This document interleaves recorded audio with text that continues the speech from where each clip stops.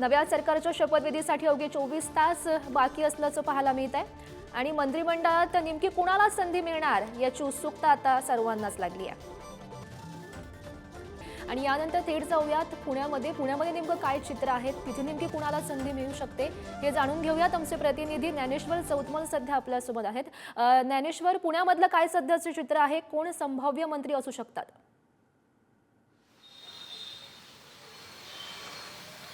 शपथविधीच्या सोहळ्यासाठी अवघे काही तास शिल्लक असताना कोणाच्या गळ्यात मंत्रिपदाची माळ पडणार हा सगळ्यांना प्रश्न पडलेला आहे। पुण्याचा जर आपण विचार केला तर पुण्यात पुन्हा एकदा चंद्रकांत पाटील यांना मंत्रिपदाची संधी जी आहे ती मिळणार आहे। त्यासोबतच पुण्याचे पालकमंत्री म्हणून ज्यांनी काम पाहिलं असे अजित पवार, ज्यांनी सतत बारामती आपल्या ताब्यात ठेवली आणि अनेक वेळा अर्थमंत्री म्हणून ज्यांनी कामगिरी बजावली असे अजित पवार यांना उपमुख्यमंत्रीपदाची त्यांच्या गळ्यात माळ पडणार आहे। त्यासोबतच माधुरी मिसाळ यांना देखील पुण्यातून यावेळी चौथ्यांदा त्या आमदार झालेल्या आहेत आणि त्यांना मंत्रिपद मिळू शकतं अशा पद्धतीची शक्यता वर्तवली जाते आहे।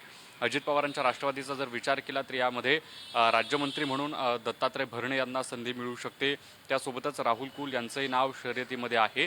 सगळ्यात महत्त्वाची गोष्ट जर आपण बघितली असेल तर मोठी चुरस आहे, महायुतीला जास्त बहुमत आलंय, जास्त आमदार निवडून आलेले आहेत आणि अपेक्षा ज्या आहेत त्या अनेक आमदारांच्या वाढताना पाहायला मिळत आहेत। भोसरीमध्ये देखील महेश लांडगे यांचं नाव मंत्रिपदाच्या शर्यतीत असल्याचं बघायला मिळत आहे।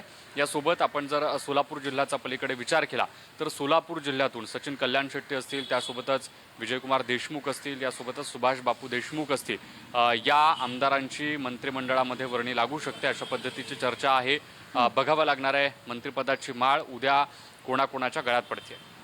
हो, नक्कीच ज्ञानेश्वर, नेमकी कुणाला संधी मिळणार, पुण्यामधून पुण्यातल्या आमदारांपैकी कुणाला संधी मिळते हे पाहणं सुद्धा महत्त्वाचं असेल।